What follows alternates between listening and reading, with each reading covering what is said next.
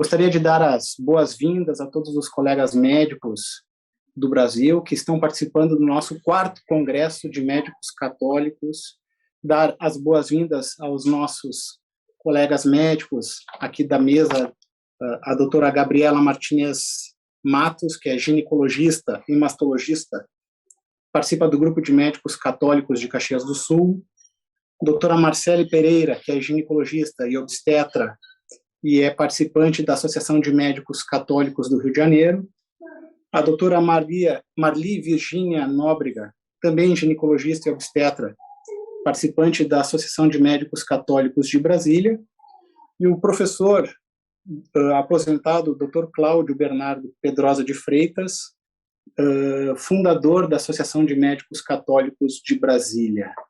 Sejam todos bem-vindos. Gostaria que se sintam muito à vontade para participar do nosso colóquio, né? E, sem mais demoras, nós estamos aqui para debater questões éticas do início da vida. Doutora Gabriela,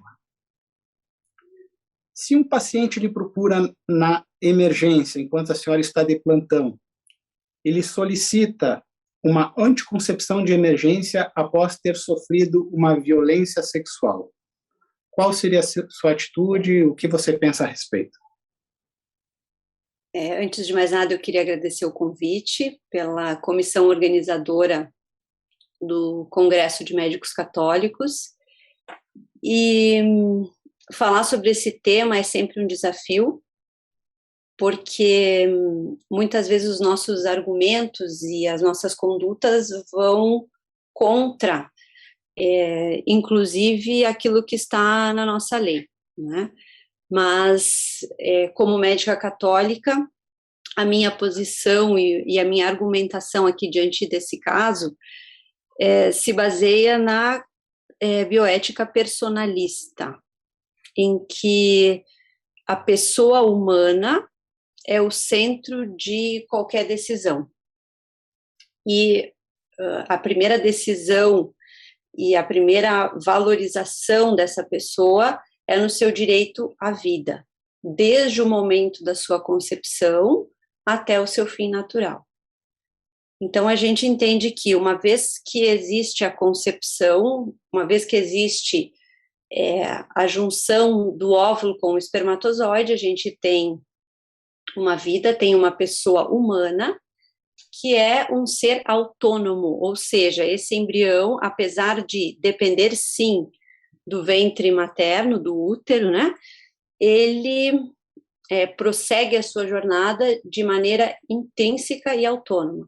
E por isso deve ser respeitado e valorizado desde o momento da concepção, independente do modo como foi gerado.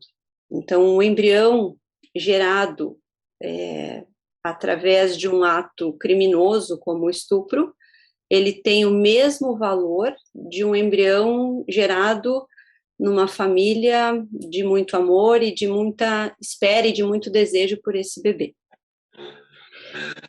A lei, a nossa lei, o nosso Código Penal brasileiro, ele afirma que não se pune o aborto em casos de estupro, né? A lei, ela fala que a não punição não significa que esse ato é lícito. Não punir é diferente de permitir ou de torná-lo lícito. Então, diante da visão personalista, a gente pensa sempre que a pessoa vem antes da lei, né? Então, aquele embrião que, porventura, possa se formar em decorrência de um estupro, apesar da lei no nosso território permitir que se utilize uma contracepção ou qualquer medida que leve a um aborto, na nossa visão católica, isso não pode ser acolhido, né? Porque a gente entende que o embrião é uma pessoa e essa pessoa precisa ser valorizada. De que maneira que a gente pode se se resguardar, né, diante de um serviço que muitas vezes define e coloca como conduta de um plantonista utilizar a contracepção de emergência. E aí a gente apela para a objeção de consciência. Objeção de consciência é um conceito que está presente no Código de Ética Médica e também na Constituição Federal, que assegura ao médico, a todo profissional, é um direito do profissional de ter autonomia e se ausentar de algum procedimento que fira a sua consciência, né?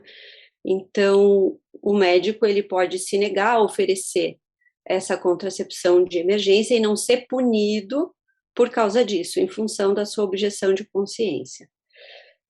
Lembrando que a objeção de consciência não é pensar só na questão do embrião, né? É também acolher aquela mãe, ouvi-la, não julgar,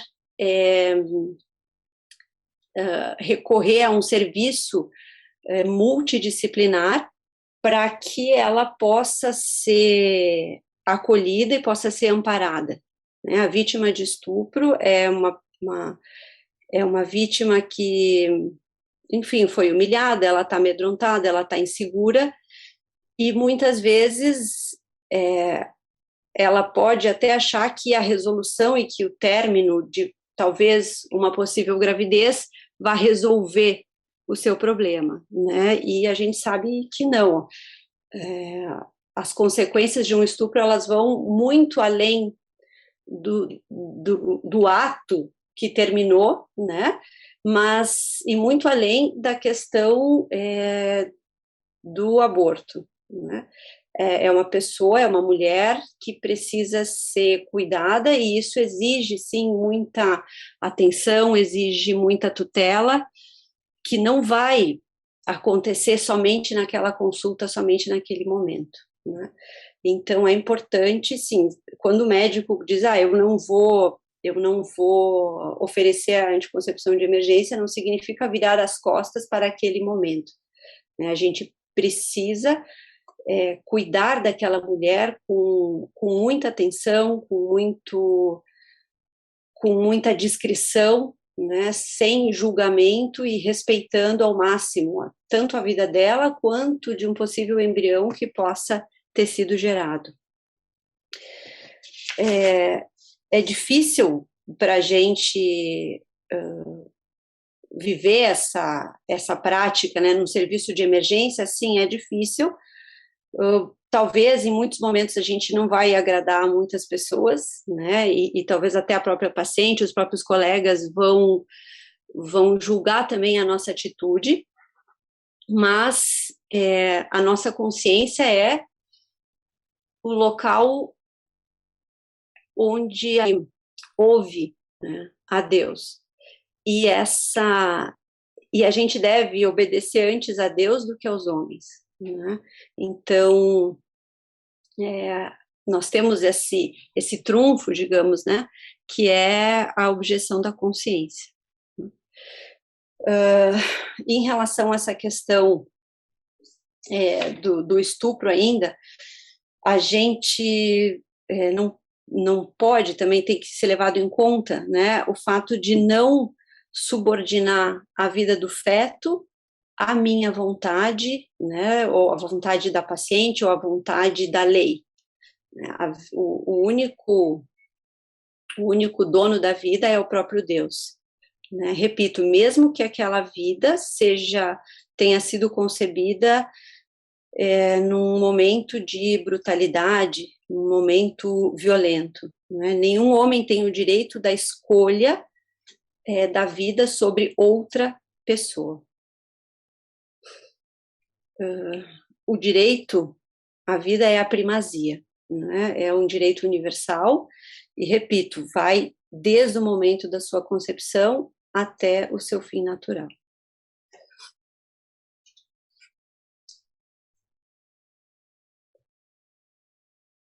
E do ponto de vista prático, doutora Gabriela, diante de uma paciente que lhe procura, talvez aos prantos, talvez muito angustiada. É possível resolver esse problema na primeira consulta? Acha que é o ambiente adequado para planejar esse tratamento? O que tu recomendarias?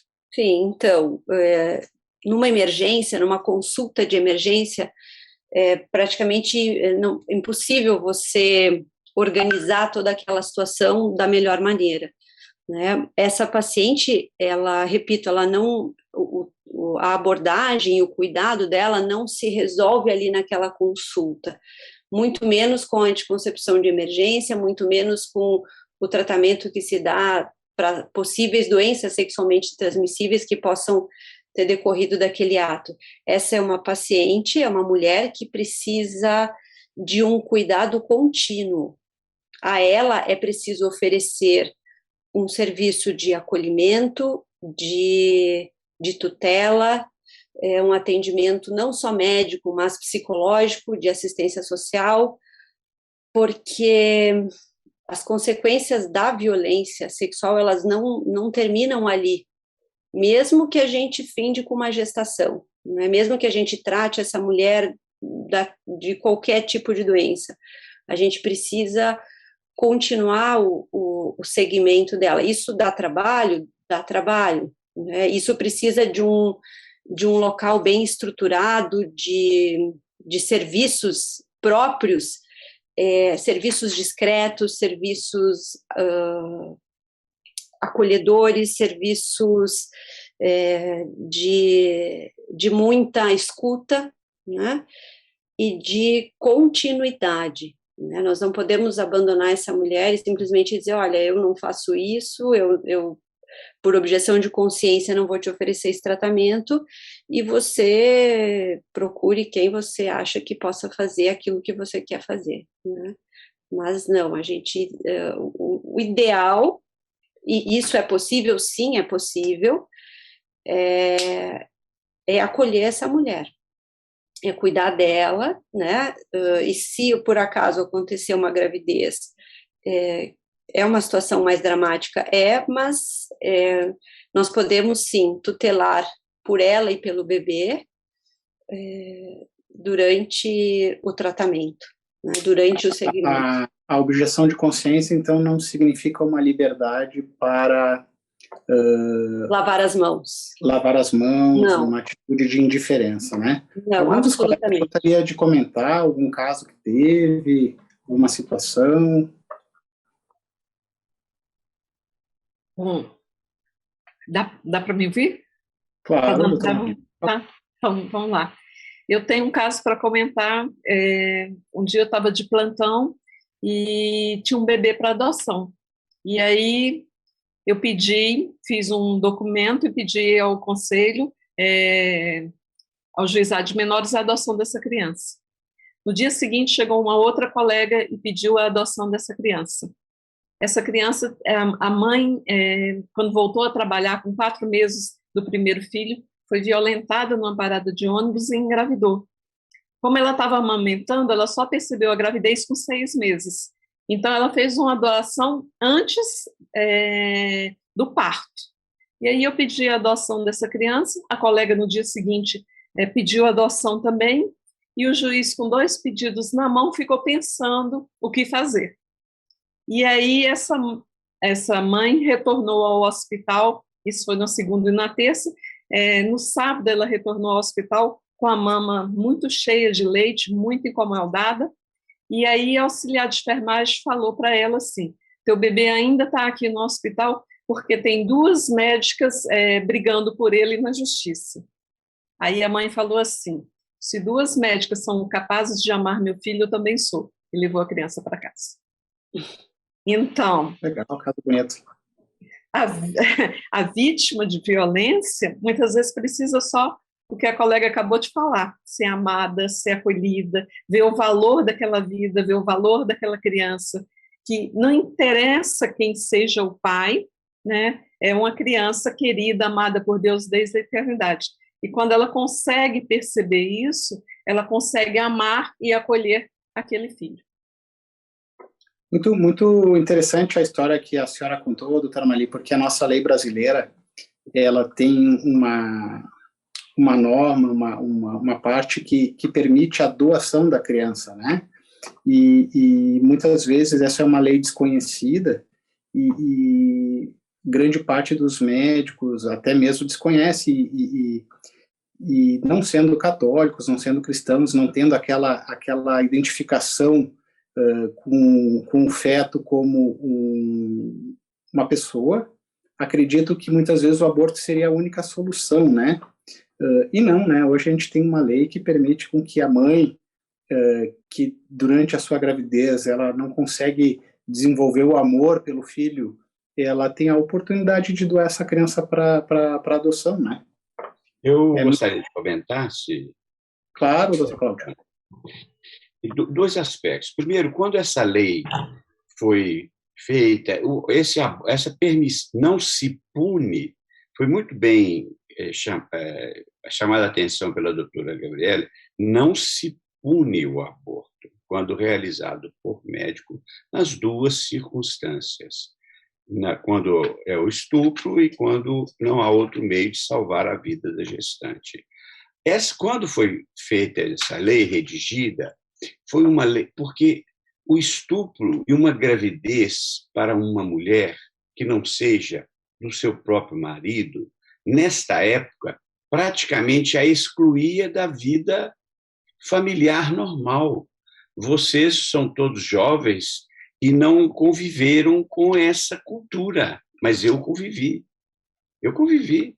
Quer dizer, eu tive um tio que se separou da esposa e ele praticamente não tinha ambiente familiar. Que dirá uma mulher que tem um filho que não é do marido dela?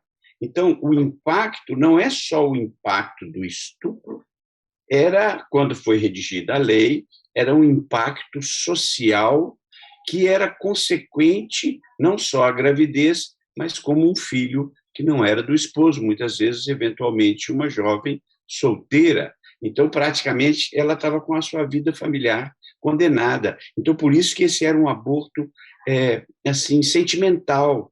É um aborto que a pessoa entendia que a mulher levar essa gravidez exigiria dela um grau de espiritualidade de muito elevado. E a mulher comum não teria, digamos, a capacidade psicológica de enfrentar uma vida subsequente a uma gravidez dessa forma. Isso hoje não é mais uma realidade. É importante que a gente se lembre disso. Quer dizer, o fato da mulher hoje ter sido, inclusive, casada, ter tido um filho, ou ter tido um filho enquanto solteira, não mais a exclui da vida social normal.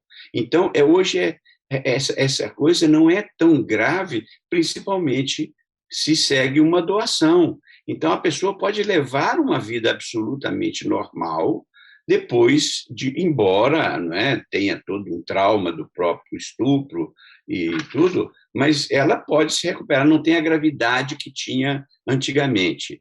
Agora, eu acho que nós vivemos, por outro lado, um período em que os direitos do nascituro foram retirados politicamente, socialmente, por quase que eu diria uma conspiração contra o nascituro. Então, hoje, também é próprio da nossa cultura que praticamente o feto, se a mãe não quiser, ele está nas mãos da mãe. E os juízes chegaram ao tal extremo de realmente obrigar o médico a realizar um procedimento de aborto, quando a lei é clara, ela fala que não se pune o crime, mas continua sendo um crime. E é óbvio que, se é um crime, ninguém pode me obrigar a cometê-lo, né? Ainda que eu não vá ser punido, mas nós vemos toda uma pressão política para que existam serviços especiais públicos para realizar o aborto, e o médico quase que é obrigado a fazê-lo, o que é uma deturpação absurda que o judiciário está fazendo das leis. Influência das ideologias, né, doutor Cláudio? O juiz muda a legislação, ele legisla. Ele ignora o que está escrito. O texto da lei não se pune o aborto. Não fala nem que ele não é crime. Não se pune. Quando você fala que não se pune, você está se referindo a um crime, porque você só pune um crime. Então, a lei deixa implícito, logicamente, claro, que é um crime. Então, você vai obrigar o médico a cometer um crime? É impossível isso, você não tem a menor base. Só que os juízes, né, infelizmente, na nossa época, na nossa cultura atual, eles legislam praticamente, eles fazem uma interpretação extremamente livre do texto da lei. Aí eu queria falar um pouquinho sobre o principal que a Gabriela falou, né, desse acolhimento à vítima, né, de violência sexual, e o movimento pró-vida aqui, né, do Rio de Janeiro, é uma das principais abordagens, na verdade, apresentando uma solução também para essa mulher que busca, né, o aborto, enfim, e acabar com aquela vida, é exatamente essa solução lícita e legal, né, de colocar, de dispor a criança para doação, né, para adoção, né, para doar para adoção. Então, muitas vezes a gente consegue realmente salvar, né, pelo menos 2 vidas que a gente fala, né, salvar essas vidas, conversando com essas mulheres e explicando, né, sobre a dignidade da pessoa humana, né, que aquele bebezinho tem, que aquela vida tem, e que existe essa alternativa e que ela não precisa, enfim, ficar ligada à criança, nada disso, nem saber o paradeiro dela, e que no momento inicial isso é muito confortante. Às vezes as mulheres até, vamos dizer assim, mais humildes, elas enxergam isso como uma boa solução e desistem realmente do aborto. E aí o que a doutora Marli comentou que realmente quando chega no final da gravidez, muitas delas realmente desistem de colocar, né, às vezes depois até do nascimento, do parto, de colocar a criança à disposição do conselho tutelar, enfim, porque já criou-se realmente um vínculo e ela começou a entender, né, a importância daquela vida e o vínculo, enfim, inquestionável ali que acontece com a criança. Acredito que, como nós estamos falando com médicos do Brasil inteiro, muitos aqui que estão nos ouvindo já puderam participar de algumas situações dessas e se sentirem impotentes. E aqui a gente teve vários exemplos de soluções, mas eu queria destacar o que a Marcele citou, a necessidade de ter uma estrutura da própria sociedade ou da própria igreja para que o médico possa trabalhar em parceria e encaminhar essas pacientes, né? Que bom, obrigado pelo testemunho de todos. Marcele, vamos trocar de assunto? Se por acaso tu tivesse no teu consultório e atendesse uma gestante com uma história familiar de trissomia do 21, e ela te procura solicitando um screening genético nesse pré-natal, qual é a tua conduta, qual é a orientação, o que tu pensa sobre isso? Agradecendo, então, né, o convite da Associação de Médicos Católicos, e muito importante estarmos discutindo também esse tema que é completamente reincidente toda semana no consultório. Enfim, a gente tem essa solicitação, e quando a gente vai estudar, né, assim, na bioética, na moral, nos documentos da igreja, né, quando fui analisar essa pergunta, eu já até pensei até que ponto realmente isso seria ético, ilícito, de toda forma. E nos documentos da igreja até, né, escritos e atualizados pelo Papa, ele fala que a gente deve principalmente sempre acolher essa família, sempre passa, né, e aí o nosso valor como cristão, né, sempre o acolhimento, o primeiro passo é o acolhimento, enfim, o amor. Acolher essa família, né, que está com essa solicitação, porque eles estão com algumas angústias, inseguranças, medos e avaliar, por exemplo, qual a razão dessa solicitação, né? É aquela família, uma família cristã que ela preza, enfim, pelos valores cristãos e pela vida? Então, nesse screening genético, né? Qual o screening vai ser feito? Em primeiro ponto, avaliar quais as consequências negativas, por exemplo, da técnica a ser, a ser pesquisada, né? Se vai ser uma técnica invasiva, né? Enfim, se uma amniocentese, uma biópsia de vilo corial, que vai ter algum risco, né, para essa gestação, e isso deve ser esclarecido aquele casal, aquela mulher, enfim, se vai ter algum risco à integridade física daquele bebê, né? E aí ele põe ainda assim, isso tudo baseado, né, nesse documento da igreja mesmo. Ele fala se até que ponto a gente vai mudar a conduta, né, tanto do pré-natal ou até do segmento dessa família.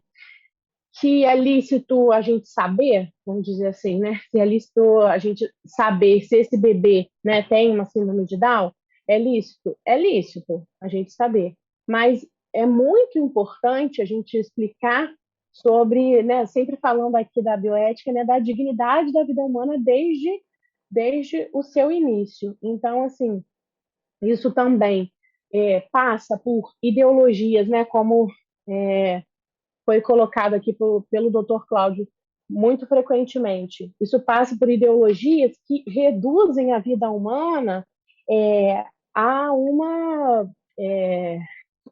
Se vai ter alguma malformação ou não, isso aqui vão ser aquela vida, aquela pessoa vai ser tratada de maneira diferente, sendo que temos os mesmos direitos, sendo, enfim, diante de Deus, né, louro, moreno, uma malformação cardíaca, ou, enfim, um pé torto, alguma coisa diferente, né? Então, assim, encarar e explicar isso àquela família.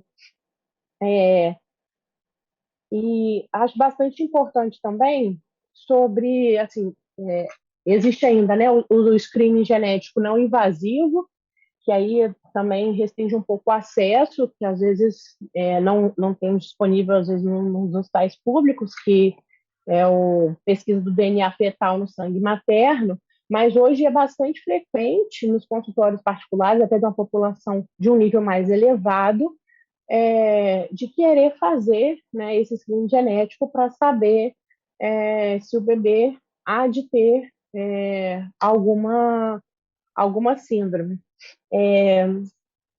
E aí, enfim, perpassa exatamente por esse caminho sobre a dignidade da vida humana, né?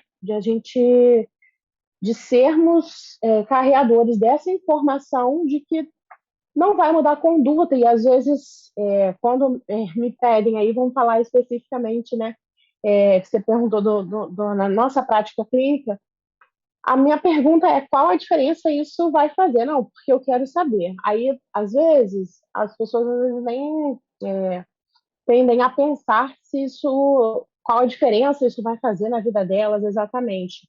Mas eu gosto de enfatizar, eu falo, olha, fora do Brasil, o aborto é completamente lícito e permitido em qualquer, às vezes, fase gestacional. Então, esse é o intuito, realmente retirar essa vida, caso tenha alguma, no caso aqui, né, a trissomia que a gente está discutindo, do 21, não. Então, assim, até que ponto vale saber disso, né? Enfim, então essa é a principal, assim, discussão. E outra também, na verdade, quando essa nova carta aos agentes de saúde, né, lá do Vaticano, ela fala também ainda na possibilidade ao contrário, né? Às vezes a angústia familiar está tão grande que, se você esclarecer, às vezes, se você conseguir fazer um diagnóstico de que aquela criança não tem a síndrome, você até evita um possível aborto, né? Às vezes a mãe o casal está tão apreensivo, que acha que a chance é tão alta, né, de ter uma reincidência na família, enfim. Então, de realmente esclarecer, é um procedimento lícito, avaliado os riscos, né, a integridade física da mãe, do bebê, é lícito, mas, assim, nessa aproximação, na relação médico-paciente, nesse acolhimento, de você até, se a gente conseguir esclarecer que o bebê não tem uma malformação ou não tem a trissomia do 21, a gente consegue até, às vezes, evitar essa mãe de cometer um aborto. Enfim, e ele fala bem bonito também ainda nesse documento, né, que o diagnóstico que identifica uma malformação ou uma síndrome genética não é uma sentença de morte. Então, menos ainda nós, né, aí falo como mulher, nós mães, podemos dar essa sentença ao nosso filho, né? Então, assim, isso até me marcou muito quando eu fui ler esse documento, e agora estou gestante aqui também. Então, assim, isso marca bastante, né? Um diagnóstico não pode ser uma sentença de morte. Então, assim, enxergar realmente a valorização da vida humana, independente de quais características tenham esse novo indivíduo. E aí, só para concluir, então, quando a gente vai ler sobre bioética, né, parece que a igreja vai proibir, né, parece que vai proibir de cima a baixo tudo, né, assim, da gente fazer, nossa, não podemos fazer nada, mas, assim, o ensinamento moral da igreja, na verdade, ele nos reconhece como co-criadores, participantes da criação, né, e chamados a fazer esse acolhimento, a reconhecer a liberdade, o amor, a vida como dons, né, de Deus, e favorecendo essa dignidade e a valorização da vida. Muito bem, Tomaselli. O aborto, ele é uma das poucas ações que a Igreja nos mostra, nos ensina como intrinsecamente má. E independente das suas intenções, suas razões, independente das circunstâncias, independente das suas consequências, o aborto em si é uma ação má. E aí entra uma questão importante com relação ao screening genético, né? Diferente de outros exames, como a ecografia fetal, em que esta busca malformações somáticas que possam vir a ajudar num tratamento precoce, seja ele intrauterino, seja ele algum tratamento precoce, pós-parto, o screening genético ele tem essa característica de identificar doenças genéticas até então não tratadas, sem tratamento. Então, muitas vezes, ele se torna como um passo inicial para o estímulo ao aborto. E aí entra uma questão moral, uma questão interessante com relação à própria gestante, mas também ao médico, né? O médico ele pode estar sendo aqui um colaborador de forma direta para um futuro aborto, né? Então, não podemos ficar indiferentes a este assunto, né? Nós estamos aqui conversando sobre algo que é intrinsecamente mal, principalmente, isso para todos, mas para nós católicos, bem claro, bem evidenciado. Não sei, algum dos colegas gostaria de comentar um pouco sobre isso? Está fechado o seu áudio, Dr. Cláudio. Eu gostaria. Só para acrescentar que, no caso específico da síndrome de Down, ele significa para aquele casal um trabalho extra sobre a criança. os casais hoje já tendem a ter poucos filhos, porque a criança ela deixou de ser um acréscimo para o casal, assim, em termos de condição socioeconômica, como era na época dos fazendeiros, né, que tinham opção de filho para ajudar ali a tocar os negócios, para ser uma coisa que é um investimento que o casal tem que fazer em termos financeiros, em termos de tempo. No caso de uma criança nessa condição, o investimento, tanto em termos financeiros quanto em termos de tempo, é maior. Então, eu acho que a gente tem que sempre defender que essas famílias, e eu acho que no Brasil já há felizmente, já há uma política nesse sentido, de que esses casais sejam ajudados, sejam apoiados, né? E tenha toda uma estrutura de suporte, de educação, porque são crianças que têm, tanto na área da saúde quanto da educação, tem que ter um trabalho especial, não são crianças que são educadas de maneira rotineira. Então, felizmente, mas a gente tem que sempre valorizar o apoio que se deve dar a uma família quando tem uma criança nessa condição, e tanto até mesmo nas famílias de classe média, mas especialmente nas famílias de menor rendimento, né?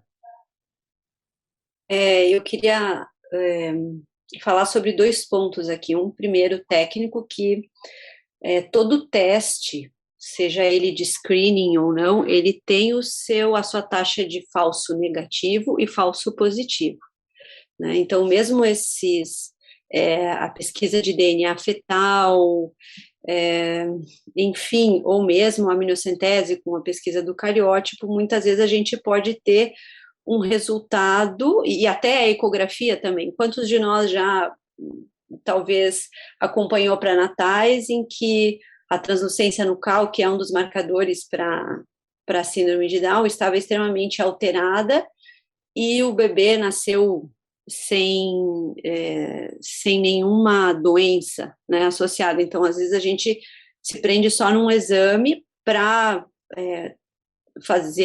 para agir, e aí pode estar cometendo, né, acreditando num exame que dizia, que te dava um laudo e que não condizia com a verdade. Então, muita atenção com os testes, principalmente de screening, porque eles podem ter a sua taxa de falso positivo, né? O teste diz uma coisa que, na verdade, não condiz com o que a gente vai encontrar naquele bebê no momento do nascimento. E outro ponto que enfim, principalmente para a gente da área da saúde, que defende a vida, e que acolhe e que cuida de quem está doente, né? Uma criança com deficiência, uma criança com alguma síndrome, ela deve... uma sociedade se qualifica por cuidar dessa criança, por amar essa criança, a vida dessa criança, e não por destruí-la. Então, quanto mais a sociedade, eu digo, seja a família ou a sociedade civil em si, cuidar de um fraco, cuidar de um doente, tanto mais nobre e justa é essa sociedade, né? E provocar a morte de um ser, de uma criança com alguma síndrome, é um retrocesso, é um completo retrocesso.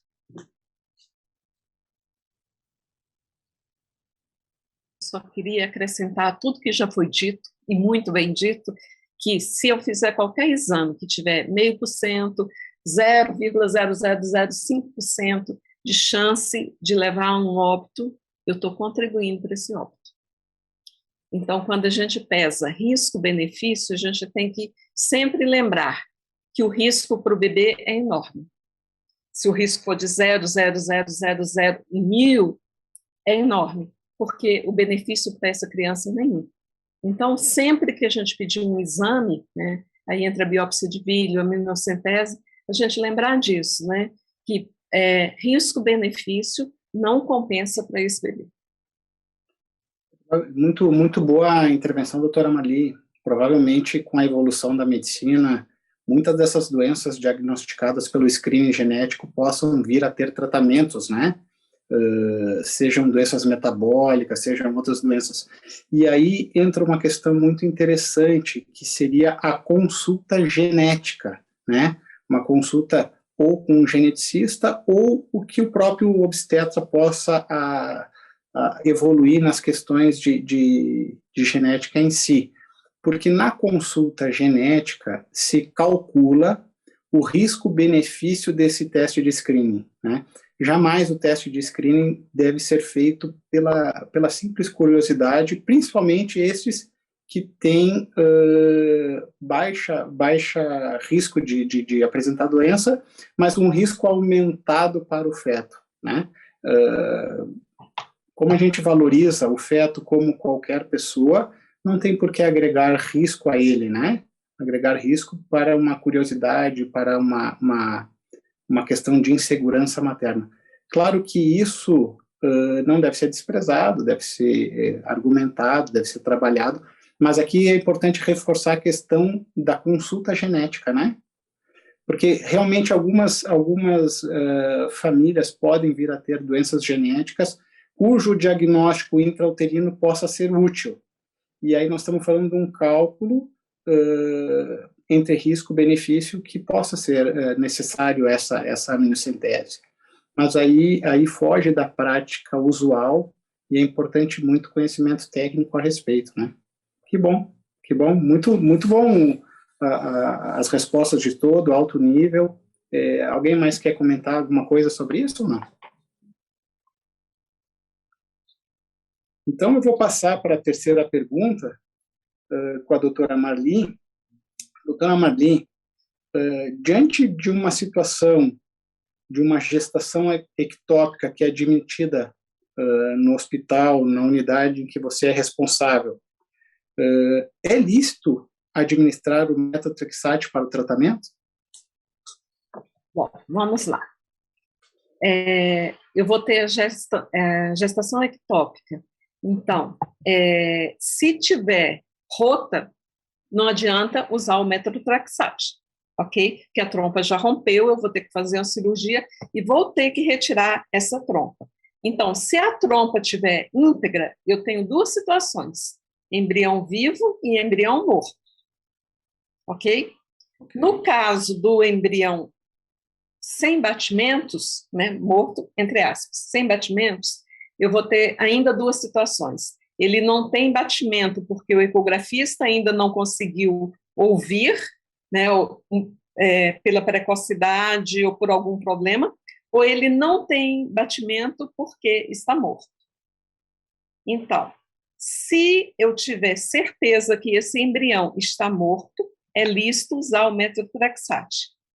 Se eu tiver dúvida se este embrião está morto, ou se esse embrião estiver vivo, não é lícito eu usar o metotrexate. Por quê? Porque o metotrexate vai fazer o quê? Vai destruir as células novas, que são as células do embrião. Então, eu estou levando a um aborto direto. Tá? Eu tenho intenção de matar o feto. É um aborto direto. Por exemplo, no caso da ectópica, ainda é discutível, em algumas situações, se eu posso ou não retirar a trompa. Eu, particularmente, já me convenci que eu devo retirar a trompa. Aí eu estou fazendo um aborto indireto, porque eu estou tirando um órgão doente. Eu não tenho uma ação direta sobre o embrião. Quando eu uso o metotrexate, eu tenho uma ação direta sobre o embrião. O meu objetivo é retirar aquela vida para continuar a trompa ótima e a mãe poder ter outro filho. O meu objetivo é um objetivo bom, mas o meio utilizado para alcançar esse objetivo é ruim. Então, para o meu ato ser bom, eu preciso de uma boa intenção, um meio bom e um resultado bom. Quando eu uso o metotrexate com embrião vivo, eu estou usando um meio ruim. Então, vai ser sempre um aborto direto. Eu tenho intenção de terminar com a vida daquele embrião. Nas outras situações, é lícito usar? O embrião está morto, eu posso usar o metotrexate, preservar essa trompa e essa mãe já está mais adiante. Né? Então, o metotrexate é uma solução muito boa, desde que seja embrião morto. Embrião vivo, não. Mas do ponto de vista prático, doutora Marli, a senhora, para uma gestação ectópica, qual é a sua conduta? A senhora aguarda a evolução? A senhora espera que essa evolução possa vir a termo? A senhora, qual é a proposta do ponto de vista prático? Porque essa é uma situação de bastante dilema, né? A gente sabe do risco dessa gestação romper a trompa, um sangramento, e partir para uma cirurgia de urgência, né? Então, na prática diária, o que a senhora faria? Pois é, essa prática diária foi mudando de acordo com o conhecimento, ok? Certo. Então, eu vou contar uma historinha, porque que foi muito interessante, que fez eu mudar de ideia. Né? Então, eu tinha uma gestante que estava com a gravidez tópica e uma gravidez ectópica. Ao mesmo tempo. Ao mesmo tempo, né? Então, eu fui esperando e, de repente, acendeu a luzinha vermelha. Internei essa paciente no hospital público de periferia de Brasília. Internei essa paciente e fui monitorando. Então, ela tinha um hematócrito caindo, eu não tinha possibilidade de fazer ecografia todos os dias, e, de repente, eu falei assim, e se eu perder, além deste bebê que está na trompa, que eu vou perder, eu perder o bebê que está no útero. Então, nessa ocasião, havia um bispo aqui em Brasília, que eu confiava muito na questão moral, né, no que ele falava, que é o Dom Rafael Cifuentes. Saí da periferia de Brasília, 35 quilômetros, fui até onde ele estava hospedado na CNBB e perguntei, posso ou não fazer a cirurgia? Porque o meu medo é de perder também o outro bebê. Aí ele usou o argumento de que eu estava fazendo um aborto indireto. Eu não tinha intenção de fazer o aborto. Eu tinha intenção de salvar a vida da mãe e eu tinha a intenção de salvar a vida do outro bebê, já que aquele bebê que estava na trompa, ele não tinha possibilidade de viver. Então, não era um aborto direto, era um aborto realmente, mas um aborto indireto, né? Então, eu fiz a cirurgia, voltei ao hospital, fiz a cirurgia, e hoje o Samuel, que era o outro bebê, está com 14 anos. Então, qual é a minha conduta hoje? A minha conduta é internar paciente e monitorar. Se não houver possibilidade de fazer uma monitorização, o que eu faço? Eu faço a cirurgia de retirada da trompa. Nunca cirurgia de abrir a trompa e retirar o embrião, essa eu não faço. Por quê? Porque aí é um aborto direto. O resultado é igual? O resultado é igual. A gente vai perder a criança.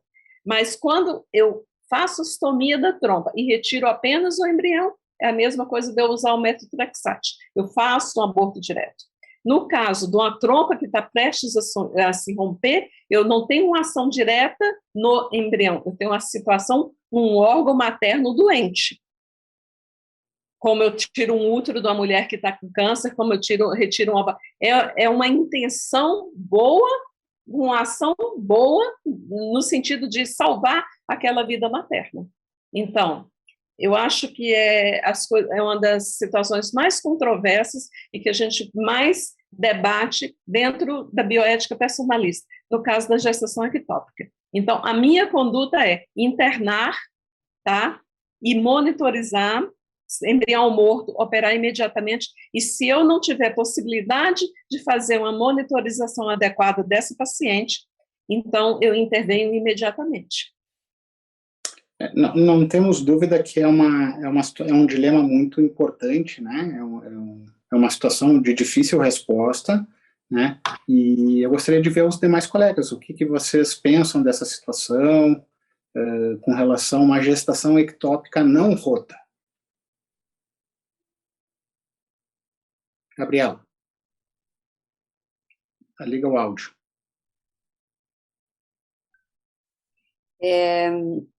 A natureza aqui, às vezes, ajuda um pouquinho a gente, né?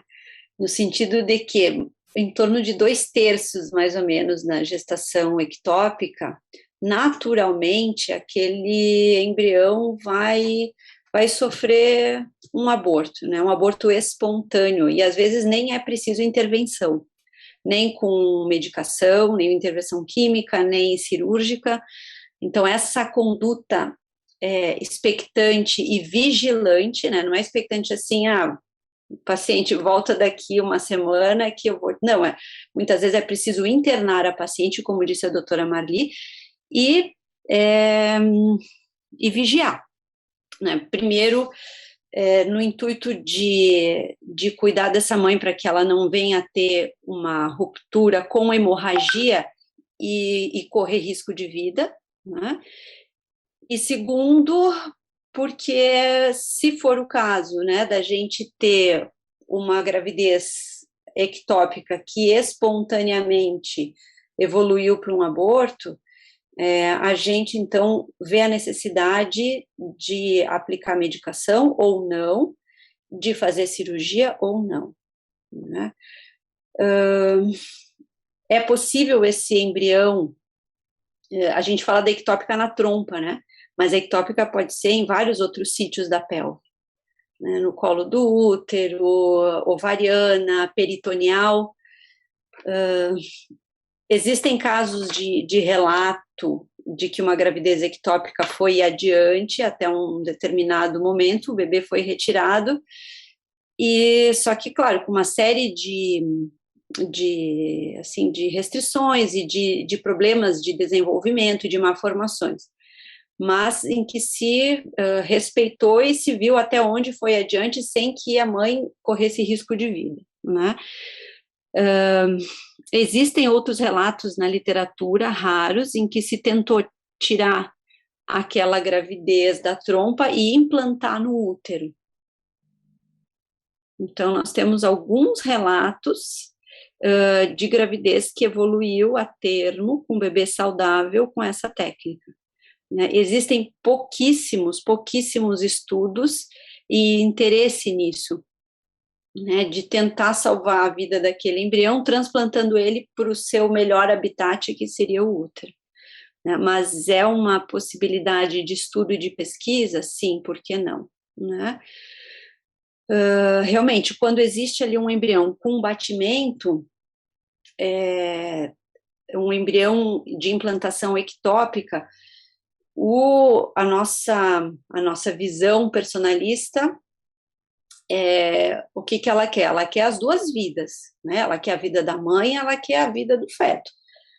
Aquele feto, né, enquanto batimento, merece ser respeitado e ele tem o seu valor intrínseco, assim como um outro feto intraútero, assim como cada um de nós aqui tem, né? Então, a gente poderia aguardar para ver o que a natureza, como aquele embrião desenvolve, caso sim, aquele embrião ainda vivo causasse, aquela gestação na trompa causasse uma hemorragia e eu tivesse risco para a mãe, aí sim estaria indicada ou a salpingectomia ou a salpingostomia, enfim, no momento que eu vou interromper aquele sangramento, por tabela, eu vou acabar interrompendo o aporte de sangue também para aquele embrião e ele vai acabar indo a óbito. Mas aí eu tenho uma situação de urgência e risco de vida para a mãe devido à hemorragia. Então, talvez acredito que a conduta mais assertiva seja internar a paciente e vigiar, e a partir do momento que eu visualizar, que eu diagnosticar que ela está tendo sangramento intracavitário, eu vou ter que agir de alguma forma. Eu só discordo da salpingostomia, tá? Porque para mim é sempre um aborto direto. Sim, mas se ela tiver com um sangramento, se ela tiver com hemorragia, e eu puder preservar aquela trompa, retirando o embrião, estancando o sangramento, eu consigo preservar aquela trompa que talvez esteja doente, talvez seja sítio para uma nova ectópica, sim, isso pode acontecer, pode, mas o fato de destruir aquele embrião né, foi, digamos, um efeito secundário do tratamento da hemorragia. Sim, aí já não seria mais o caso de uma gravidez Ação ectópica direta. não rota, né? Agora seria Exato. agora Na seria numa rota, né? Na rota. No meu entendimento, assim, eu acho bom esse tipo de discussão porque, assim, esclarece todo mundo. No meu entendimento, quando você faz uma salpingostomia, você está fazendo um aborto direto. E isso nunca é aceitável, mesmo na ectópica rota. Quando você faz a salpingostomia, a salpingectomia, você está tirando um órgão doente. Então, você faz um aborto indireto. Então, do meu modo de entender, faz toda a diferença do ponto de vista bioético, porque eu estou tirando um órgão doente. O outro, mesmo com trompa rota, eu estou tirando um embrião. Eu estou provocando um aborto direto. Normalmente, quando a trompa já rompeu, a gente não tem feto vivo.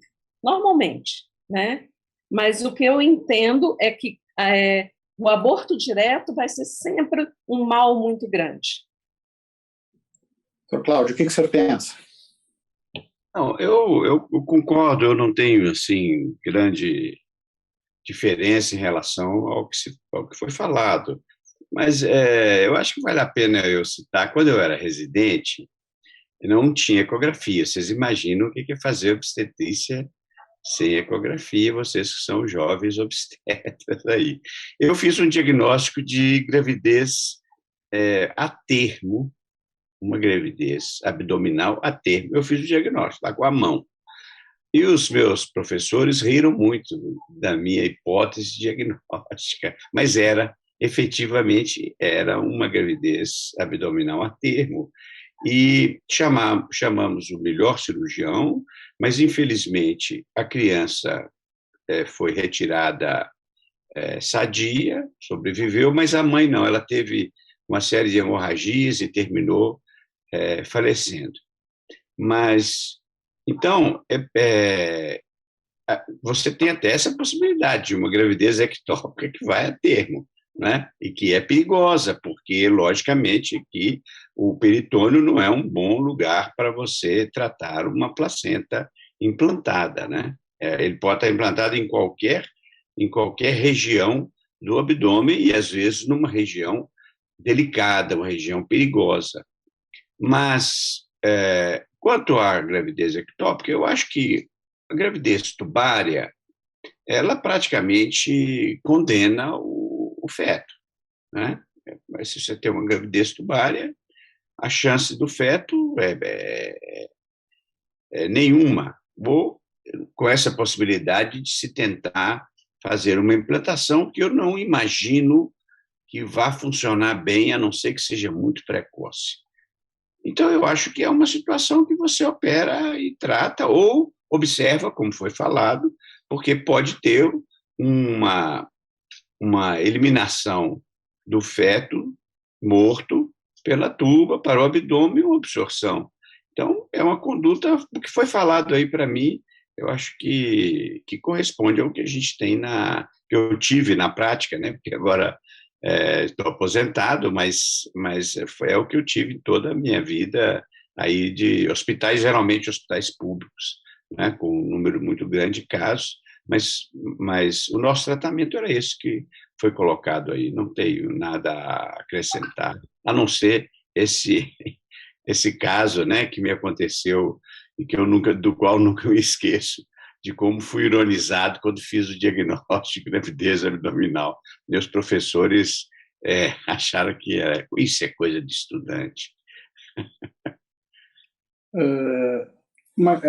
A gente percebe assim o quanto a Igreja, na sua sabedoria de 2000 anos, né, ela, por muitas vezes, ela acaba silenciando sobre determinados assuntos, né?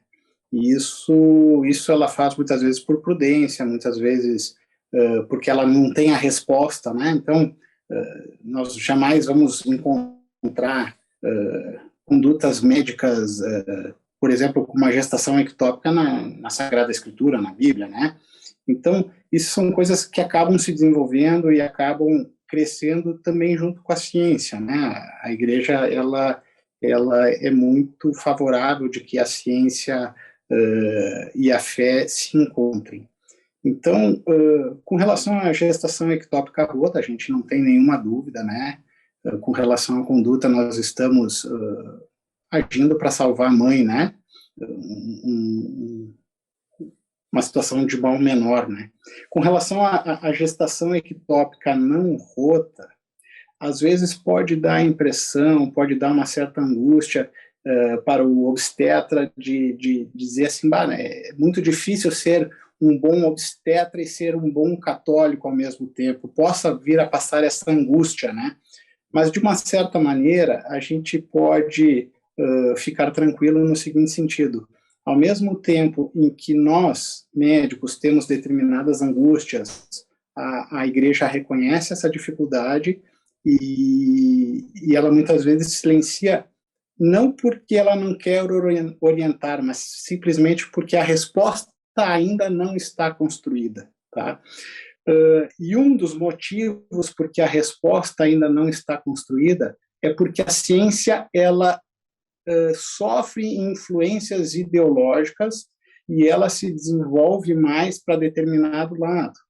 Então, essa pesquisa que muito iniciou e que não foi adiante, de a reimplantação do óvulo fecundado ou do feto intraútero, ela se mostrou factível, porém não foi muito adiante, porque é muito mais simples, muito mais tranquilo optar pelo aborto, né?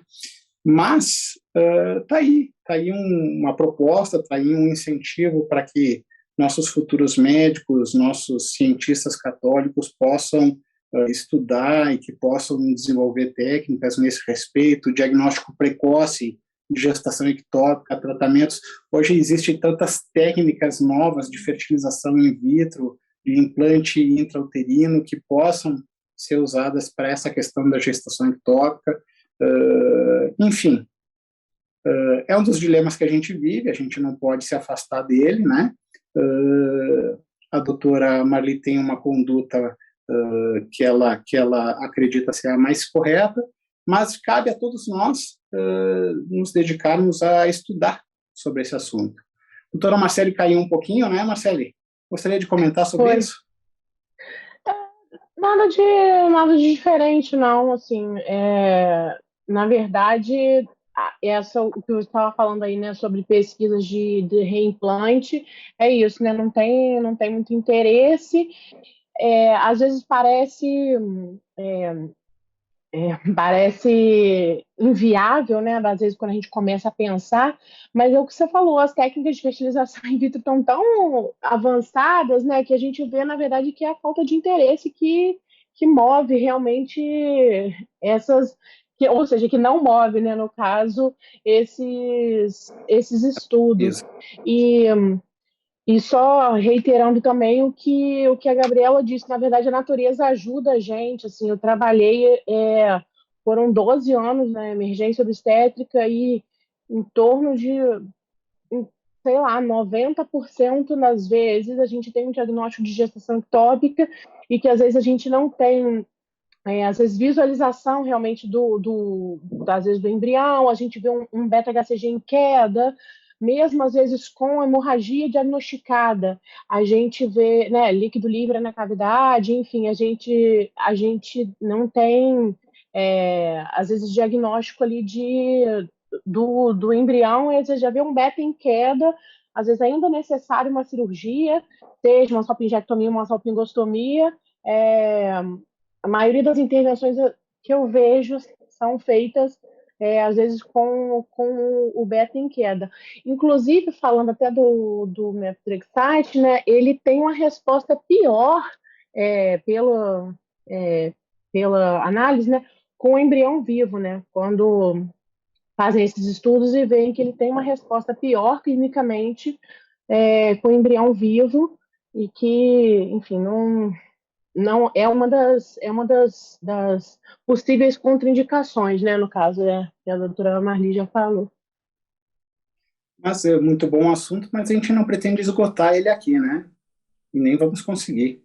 Por isso, vamos passar para o Dr. Cláudio. Dr. Cláudio, Gostaria de lhe propor um caso. Se um paciente de primeiro trimestre lhe procura no consultório com uma sorologia positiva, IgM, para Zika vírus, qual é a sua conduta? Olha, essa situação ela não é restrita ao Zika vírus. Quer dizer, essa é uma situação que a gente enfrentava com bastante frequência em relação à rubéola, por exemplo, né, no primeiro trimestre.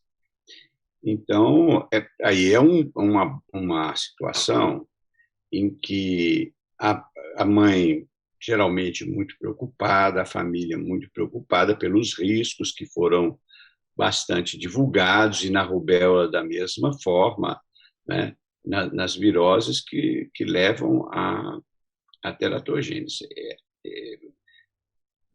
É clara a situação ética. Quer dizer, o aborto eugênico ele não é aceito. E com muita razão. Quer dizer, do ponto de vista médico, nós não podemos discriminar o doente. É uma incoerência absoluta da ética, da filosofia, da medicina, discriminar o doente. Se o feto é doente, eu vou eliminar, matar. Por causa da doença, e neste caso, por causa de uma possibilidade que é estatisticamente pequena, claro que para a mãe, só essa possibilidade já é um grande problema, né? Mas estatisticamente ela vai ficar aí menos de 5%, dependendo da idade da gravidez durante a doença. Então, por causa de uma possibilidade de doença, você vai aceitar ou orientar o aborto. Não, nós não discriminamos o doente.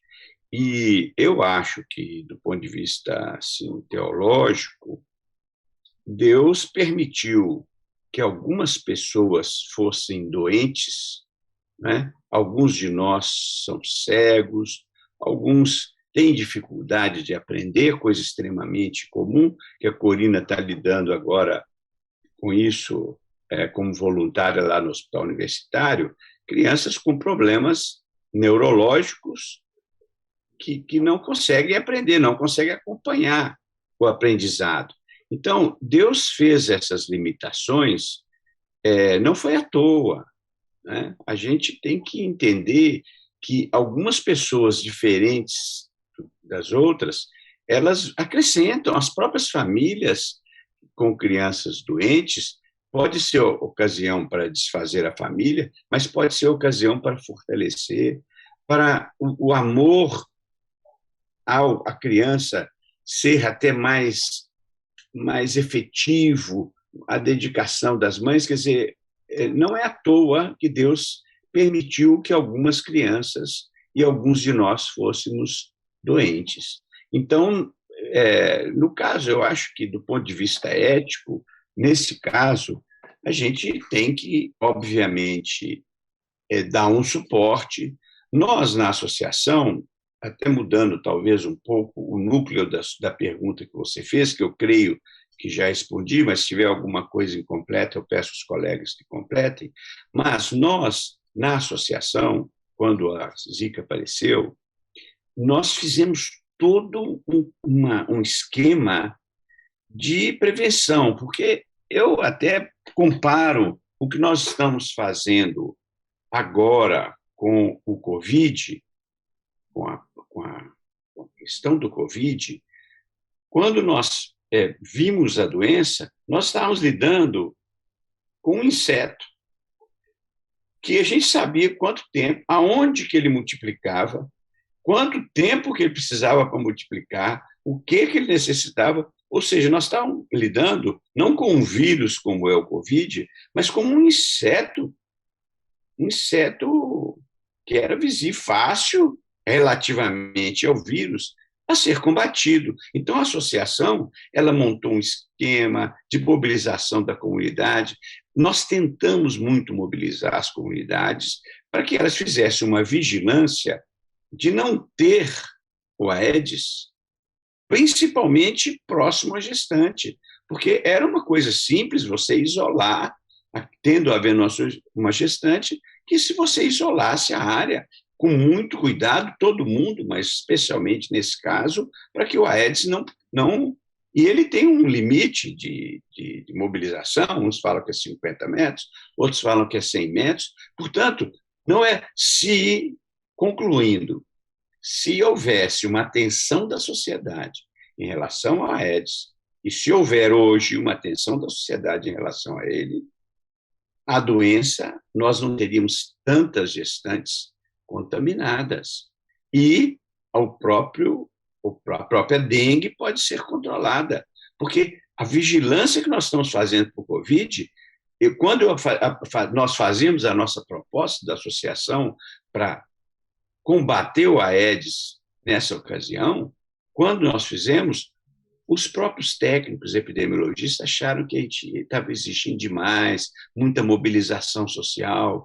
Nós quisemos mobilizar as paróquias, fomos até na CNBB apresentar a nossa proposta, mas hoje, em relação ao Covid, a mobilização é muito superior. Quem que pensava que a sociedade ia ficar usando máscara, que a sociedade ia ficar em casa, que ninguém ia trabalhar, que ia fechar todo o comércio?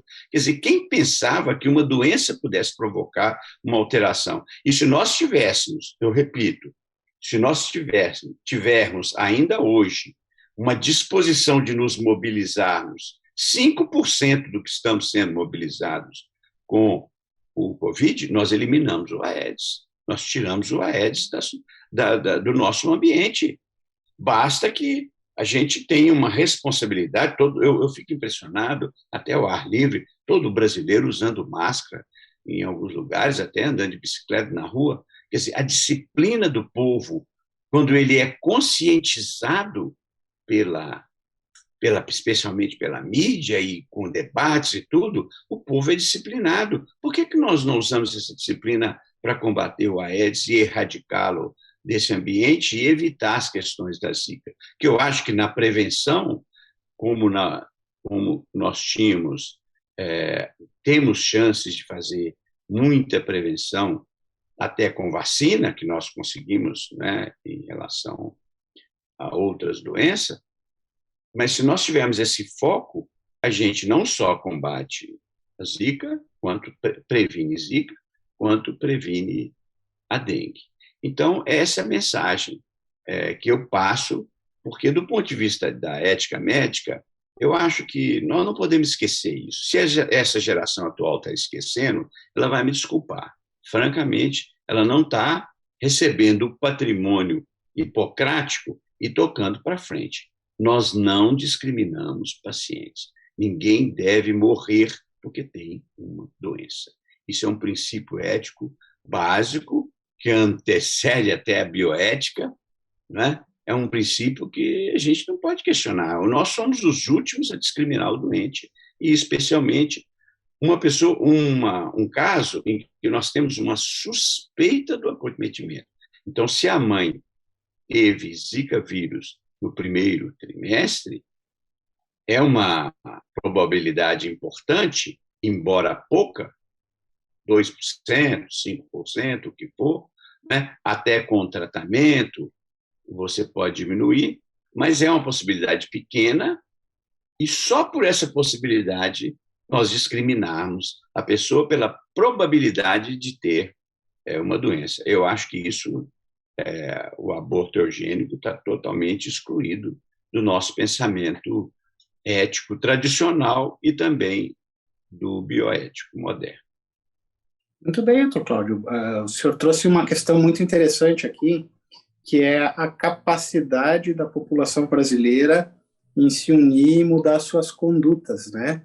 E a necessidade de mudar a conduta para proteger os brasileiros menores, os brasileiros mais necessitados, mais frágeis, que são os próprios fetos, né?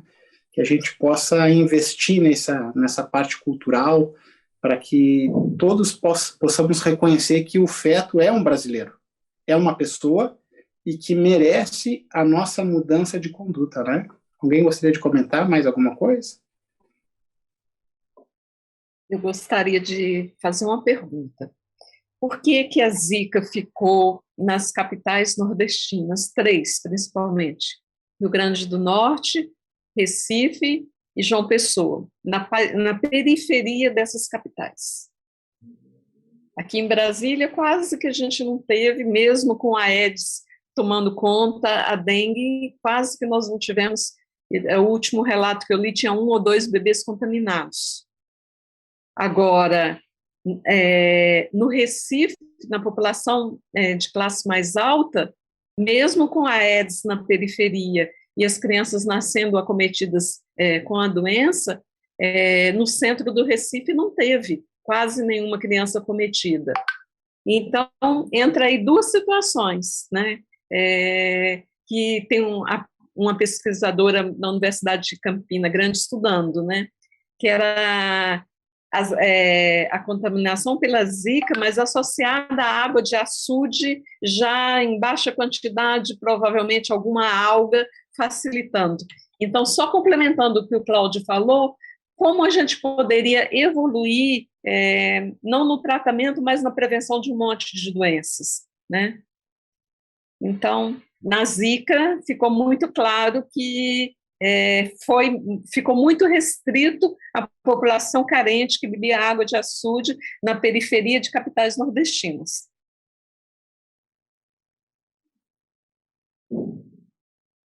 E aqui mostra também uma coisa muito importante que nós, médicos, normalmente especialistas, somos acostumados a tratar a pessoa, o paciente, mas também existe a necessidade de tratar a sociedade, a comunidade, né?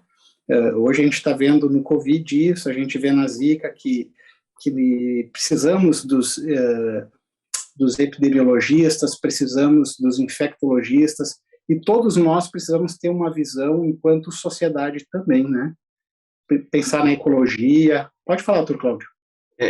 Se eu puder complementar, é um outro aspecto da Zika, porque na época da Zika, nós também tivemos um problema que foi uma tentativa dos abortistas, daqueles que promovem o aborto, o genocídio, porque é uma sociedade que fala muito em inclusão, mas na hora que chega uma criança no ventre da mãe, a política é de exclusão, é exatamente o oposto. Houve eu digo isso porque é importante para as associações dos médicos católicos. Houve uma tentativa de legalizar o aborto eugênico, que a nossa lei não contempla, via Supremo Tribunal Federal, que a gente sabe que ele é um tribunal ideológico, um tribunal político, isso todo mundo está cansado de saber. Então, houve uma ação direta esqueci o nome, mas é quando a Constituição tem um princípio... Isso. Então, nós, na Associação dos Médicos Católicos de Brasília, fizemos toda uma militância, tentamos entrar como participantes da causa, mas não pudemos, por quê? Porque a nossa associação não era nacional.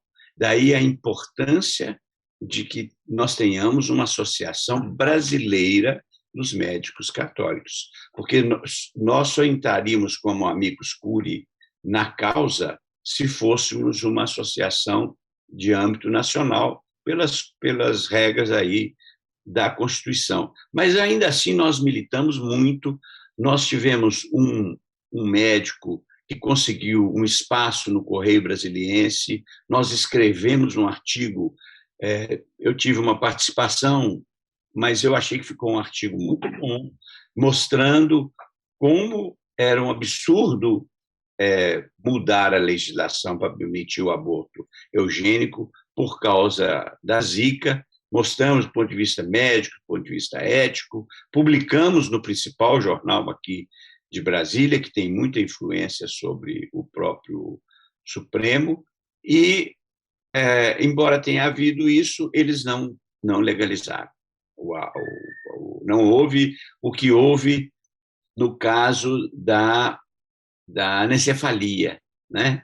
Que foi um caso até que eu acho que a gente deu um tiro no pé, porque levantamos uma questão e demos oportunidade ao Supremo de legalizar o aborto eugênico, no caso do que a gente chama de anencefalia, mas muitas vezes não é o prefixo negativo não está aí, anencefalia, como você diz, como se não tivesse cérebro, mas sim como uma hipocefalia, né? É um cérebro pouco desenvolvido, que é a maior parte dos casos.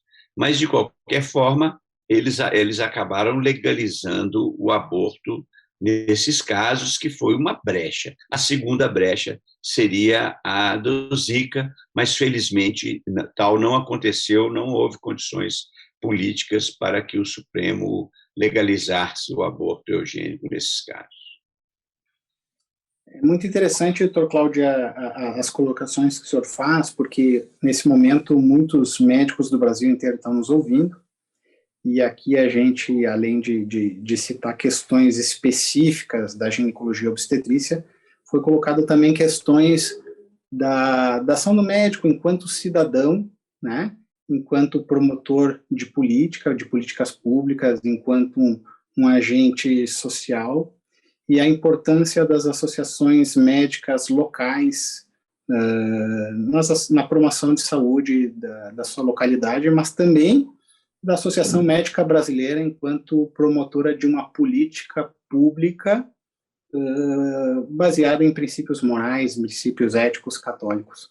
Eu fiquei muito feliz de estar aqui com todos vocês, mas infelizmente o tempo passa, né? Nós vamos acabar encerrando aqui o nosso colóquio, e eu gostaria que cada um de vocês pudesse dar uma palavrinha final.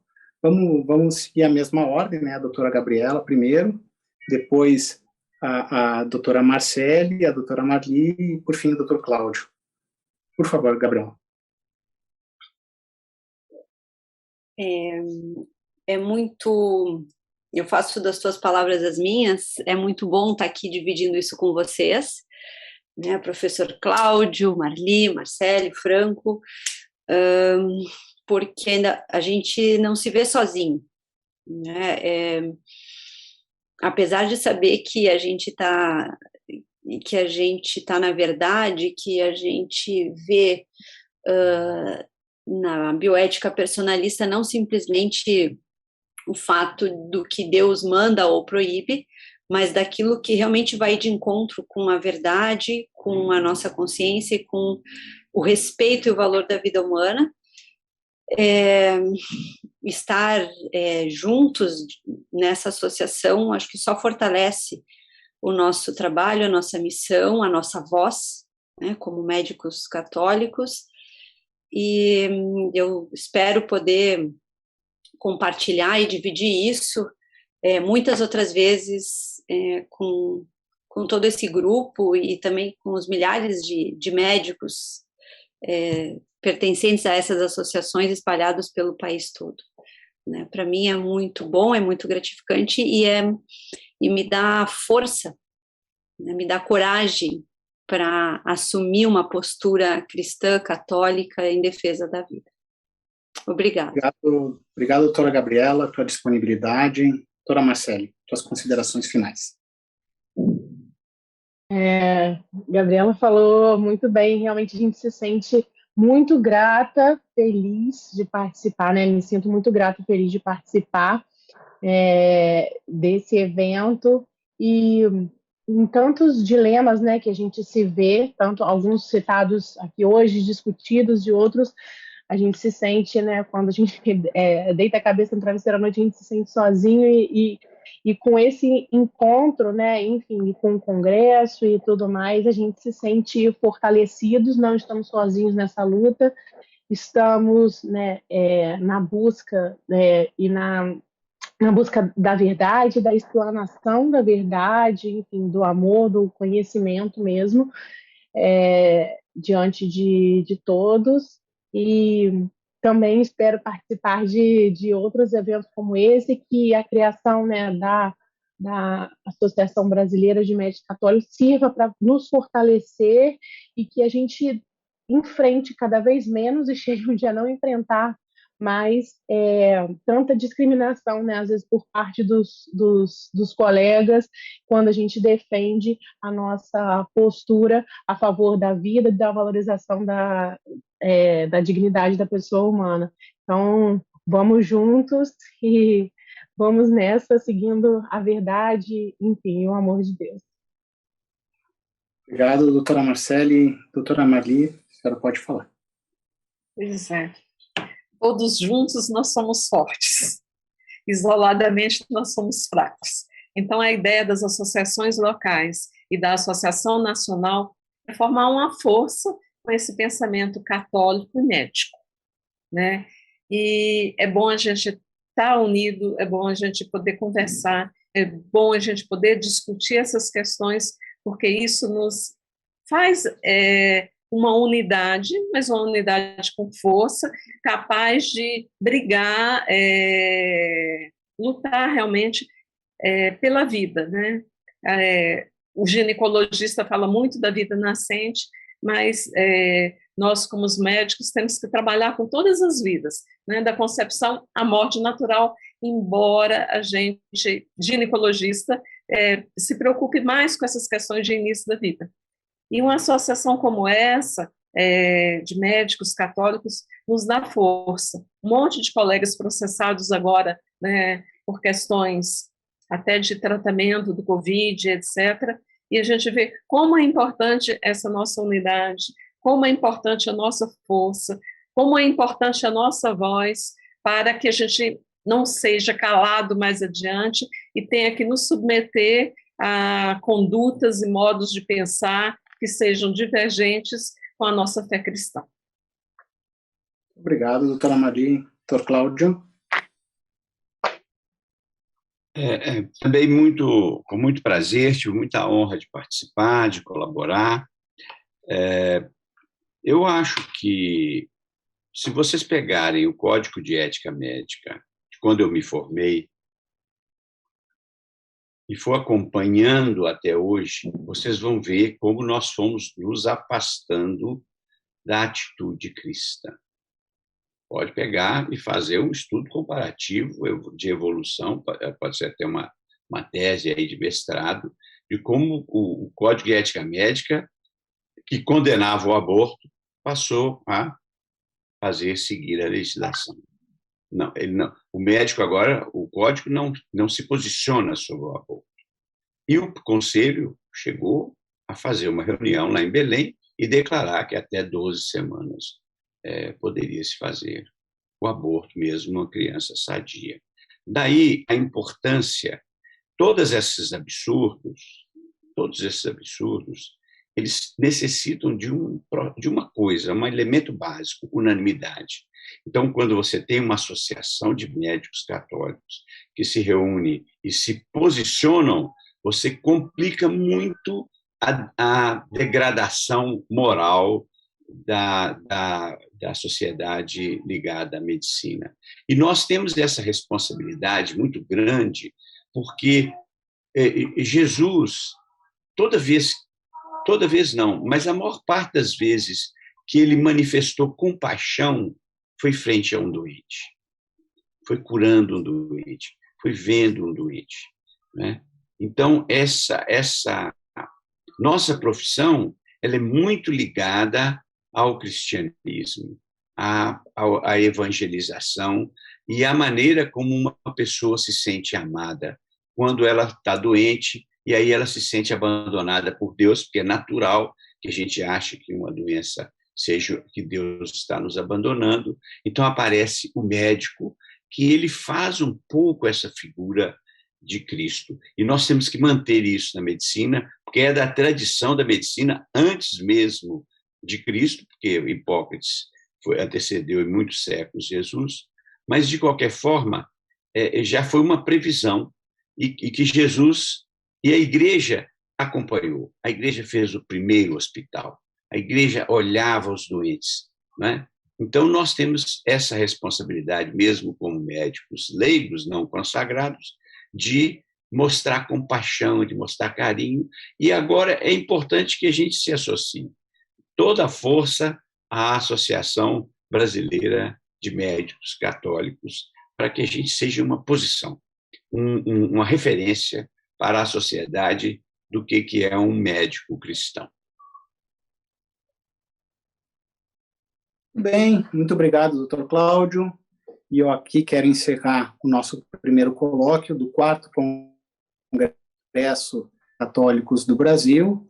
Nesse colóquio nós tratamos sobre as questões éticas no início da vida e todos aqui fomos unânimes quanto ao valor da inviolabilidade da vida humana. Muito obrigado.